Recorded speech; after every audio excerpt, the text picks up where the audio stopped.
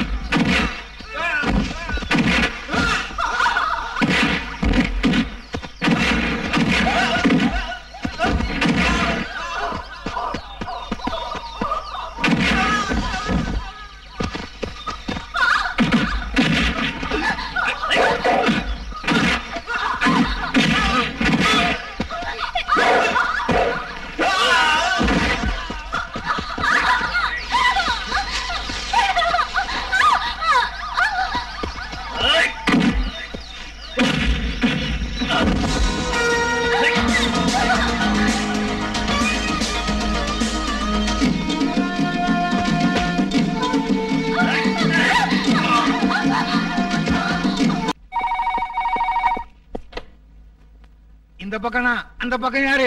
நான் யாரா இருந்தா உனக்கு என்ன பத்தி சொல்றதுக்காக நான் போன் பண்ணல. உன் பொண்ணை கொண்டு போனது நான் தான். யார் நீ? ஏய், நான் சொல்றத கேளு. நீ ஒண்ணும் பேசாத.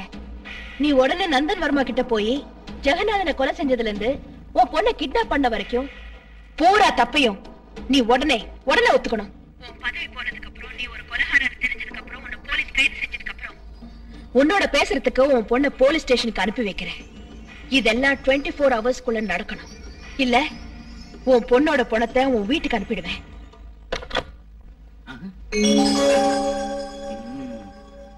ஓ எக்கா எக்கா, இந்த வயத்தத்தில் நான் எப்படி சொல்லுவேன்? என்னடா? மாட்டிக்கிட்டா. யாரடா? அதான் சாந்தி ரூம்ல இல்ல.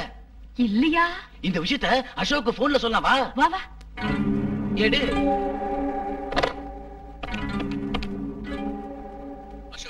டே அசோக், என்னடா இது? நம்ம குடும்பத்துல இதெல்லாம் உண்டா? உன் பொண்டாட்டி நடுராத்திரியில எங்கயோ ஊர் சுத்துறதுக்கு போயிட்டா. ரூம்ல இல்ல, வேணா வந்து பாத்துக்க. தன்னுடைய பதவியை காப்பாத்திக்கிறதுக்காக தான் பொண்ணு கூட அரசியல்ல பகடக்காய உருட்டுற அப்பா இருப்பாங்களா இந்த நாட்டுல? பைத்தியக்காரி, கட்னவள சூதாட்டத்துல வச்சு ராஜ குடும்பம் பாத்திட்டு இருக்கேல, நரந்தி சபையில துணி ஒத்த பண்பு நம்மளுது. இவங்க அநியாயமா ஆட்சி செய்ய வேண்டியிருந்தா இப்படி நாங்களாம் படிக்கிறது எதுக்கு? மக்கள் ஆட்சி மண்ணாங்கட்டின்னு பிரச்சாரம் எதுக்கு? எல்லாரும் ஆளுக்கு ஒரு கத்தி எடுத்துக்கிட்டா சரியா போயிடும் இல்லையா? இந்த பிரச்சனைக்கு பதில் கிடைக்கணும்னா நீ என்ன நம்பணும். என்ன நீ நம்பினா யாருக்கும் தெரியாம நீ இங்கே இருக்கணும். என்னால இந்த நாட்டுக்கு நன்மை உண்டாகிறதா இருந்தா என் உயிர் போனாலும் பரவாயில்ல. அசோக் வீட்டுக்கு போயிட்டு இருக்காரு. அவருக்கு முன்னாடி நான் வீட்டுக்கு போகணும். நீ இங்கே இரு. ஓகே? Okay, carry on.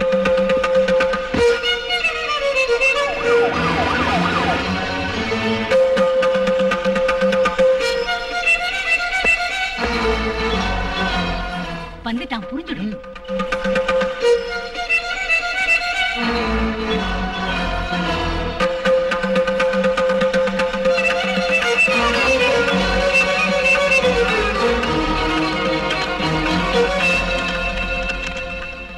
எங்க போயிட்ட?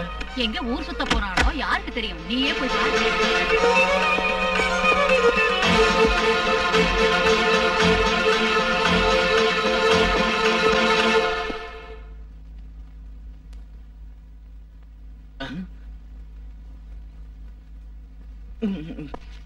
இருக்கல, இதுக்குதான் சொன்னேன் கண்ணாடி பவர் குறைஞ்சிருக்கு, வேற போட்டுக்கானே. கேட்டா தானே கல்லு மாதிரி பொண்ணு அழகா தூங்கும் போது இல்லன்னு கம்ப்ளைண்ட்.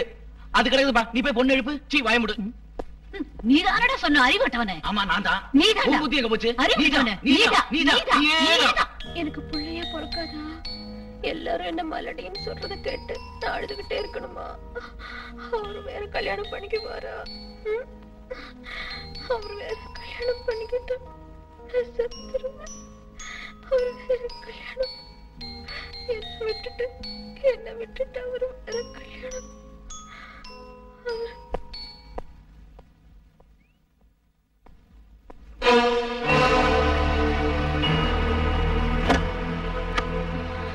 ஒரு போலீஸ் ஆபீசரா இருந்துகிட்டு தீவிரவாதி ஆகிறது சட்டப்படி குற்றம்னா, கல்யாணம் ஆகாமலே தாயாகிறது சமூகத்துக்கே அவமானம்.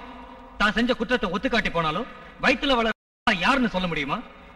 நீ அரெஸ்ட் ஆன நாள்ல இருந்து உன்னை பாக்குறதுக்கு அவர் ஏன் வரல?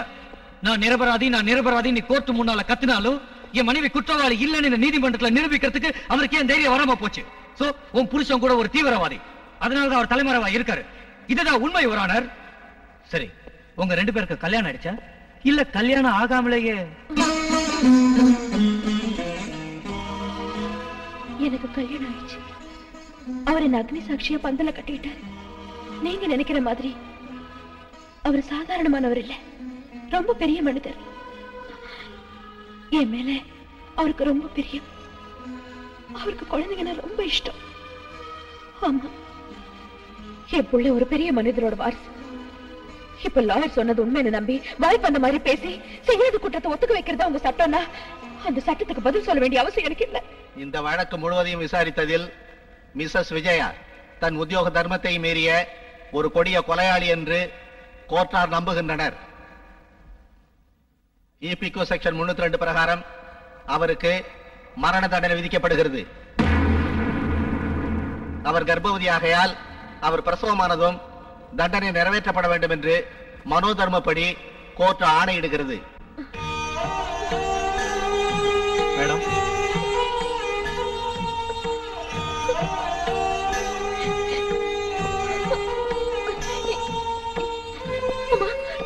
என் புள்ள அனாதை இல்லம்மா. வாங்க. என்னங்க, என் புள்ள அனாதை இல்லைங்க. என் புள்ள அனாதை இல்லை. நான் யார்கிட்ட சொல்றது? இதை நான் யார்கிட்ட சொல்றது? என் புள்ள அனாதை இல்லை.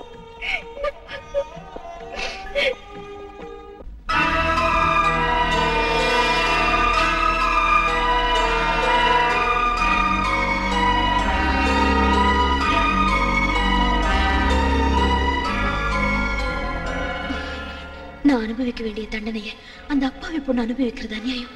சட்டம் தோத்து போனாலும் பரவாயில்ல, ஆனா நீதி தோத்து போக கூடாது, தோத்து போகவே கூடாது. ஓய் அக்கா, சின்ன புள்ள செவத்துல கண்ணா பின்னான்னு கிரிக்கின மாதிரி உன் மருமவ நடவடிக்கையை பார்த்தா எனக்கு என்னமோ சந்தேகமா இருக்கு. கரெக்ட். நாம சந்தேகப்பட்டு என்ன ஆகுறது? அவ நம்பணும் இல்ல. பூச்சி கத்திரிக்கால இருக்கிற புழுவும் யாராவோட சேர்ந்து வருபட்டுச்சுங்கிற கதையா இந்த பொண்ண அவன் நம்புற மாதிரி நம்ம புடிச்சு காமிக்கணும். நான் அந்த வேலையை பண்றேன்.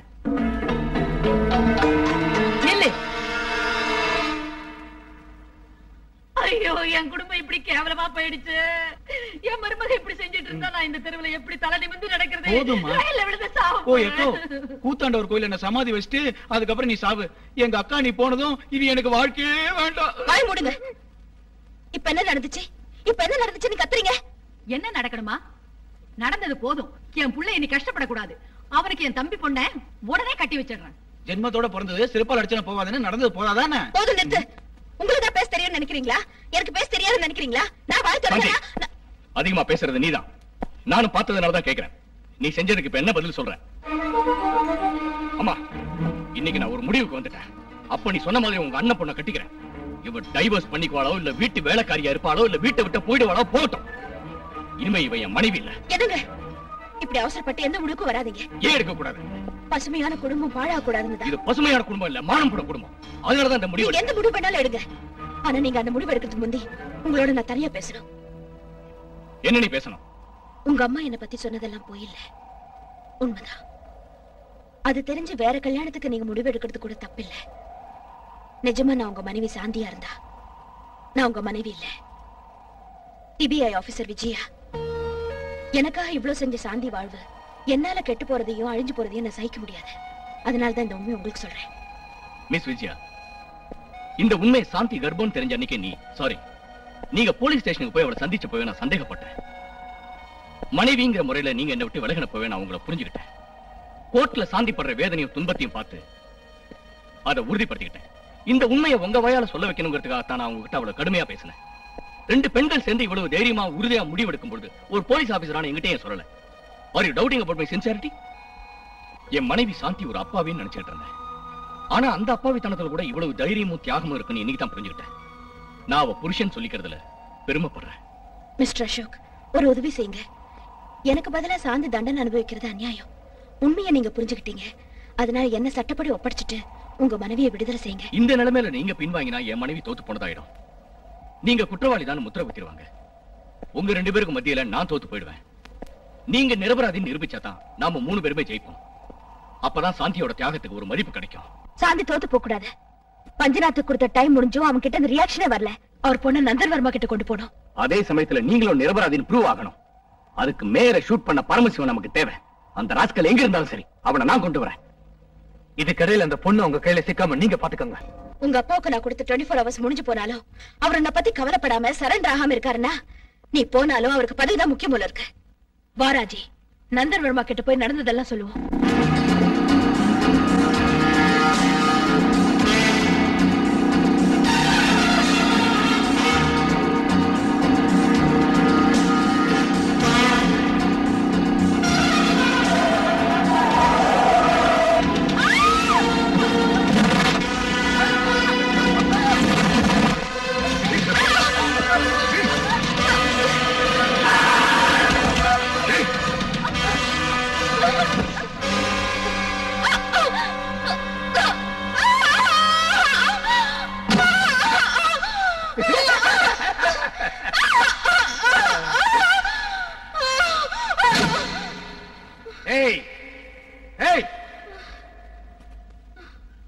நான் செய்யற வேலையெல்லாம் சக்சஸ் ஆகாம நின்னு போச்சுன்னா அதுக்கு பின்னால ஏதோ ஒரு பராசத்தினுடைய மகிமை இருக்குன்னு அப்பவே நினைச்சேன். பாரு, நீ ஆடுற நாடகம்லாம் எனக்கு தெரியாது நினைச்சியா? நான் சாணக்கியனும் இல்ல, ஹிட்லரும் இல்ல, அரசியல் ரவுடி பொறுக்கி. உன் நாடகத்தினுடைய கடைசி சீனை என் நாடகத்தினுடைய முதல் சீனை நடத்தி காட்டுறேன். பாரு. டேய்,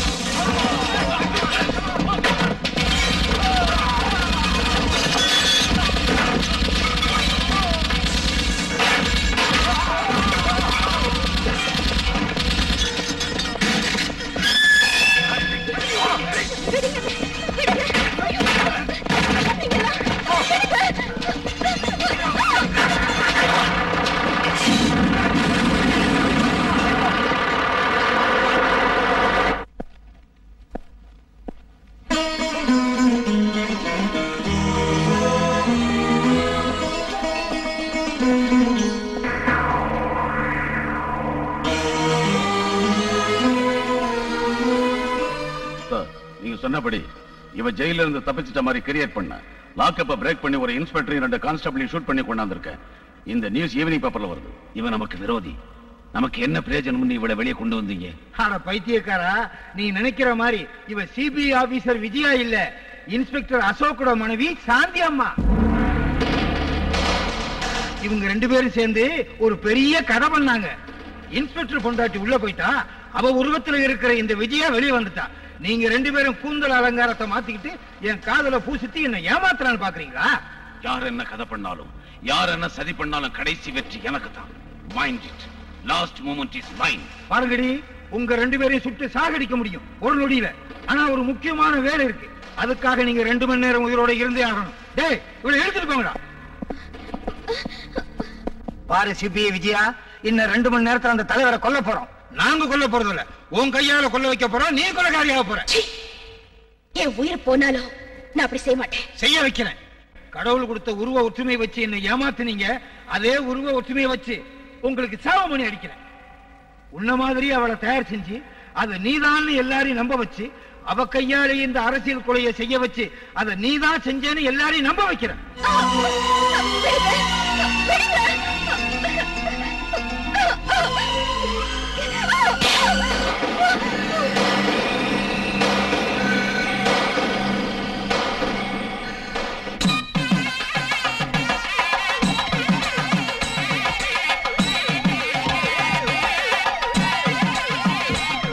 கோயில்கிட்ட நிறைய பந்தோபஸ்து இருக்கும். அப்ப தலைவர் கோயில்கிட்ட வந்த உடனே பூர்ண கும்பத்தை அவர் கையில கொடுத்து வரவேற்பு கொடுப்பாங்க. அதோட கோயிலை சுத்தி 3 தடவை வலம் வருவார். அந்த கலசத்துக்குள்ள பயங்கரமான வெடிகுண்டு வச்சிருக்கேன். 3வது தடவை சிங்கப்பொம்மையை தாண்டினதும் அந்த கலசத்துக்குள்ள இருக்க குண்டு வெடிச்சு சுத்தி இருக்க ஜனங்கள்லாம் செத்து போவாங்க. அதுக்கப்புறம் விஜயா உருவத்தில் இருக்கிற சாந்தியை கொண்டு போய் கோயில் பிரகாரத்தில் விட்டுருவோம். ஜெயில இருந்து தப்பிச்ச தீவிரவாதி விஜயா வெறி பிடிச்சு தலைவரை கொன்னுட்டாங்கிற நியூஸை கிளப்பி விடுவோம். குற்றம் அவங்க மேல போயிரும், நம்ம திட்டம் நிறைவேறிடும்.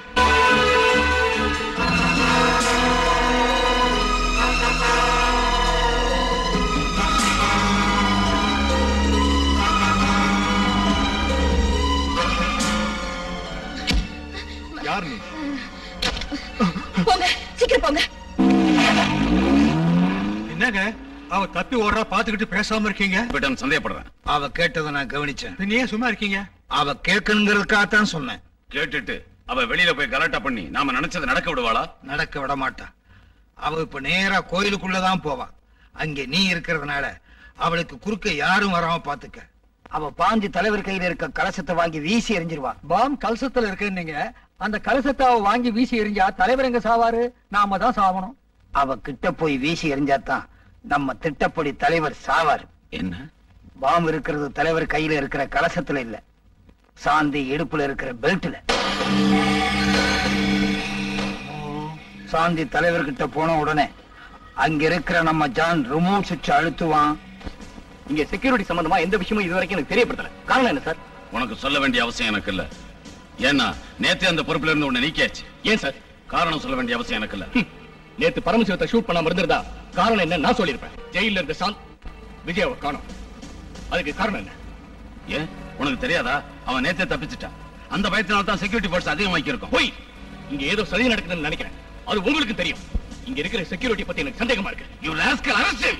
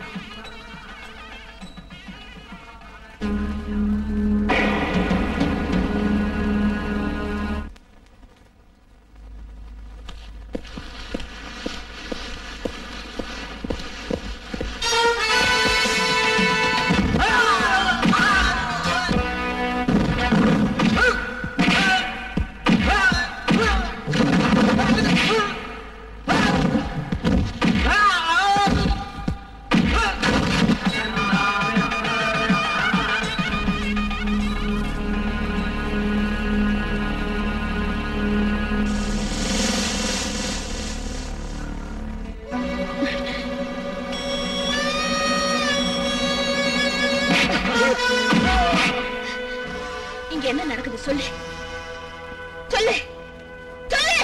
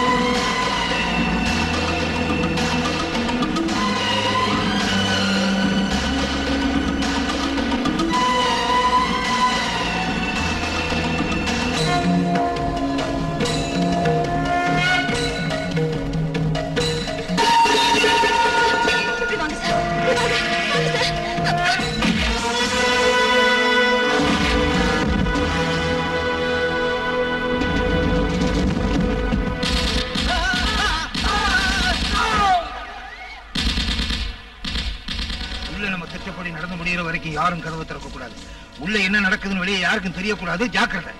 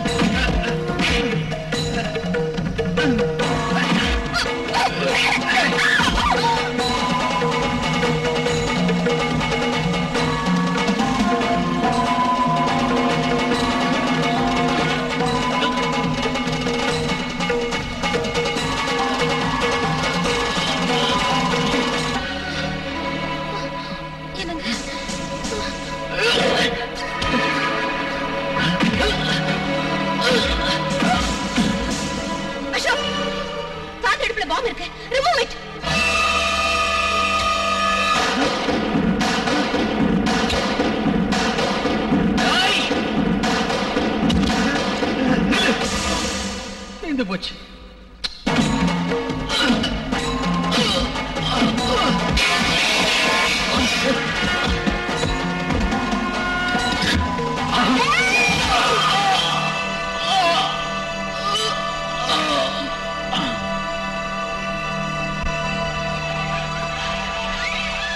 சொல்லு, இதுவும் அதிகார செல்வாக்குனால விலைக்கு வாங்குற நீதிமன்றம் இல்ல.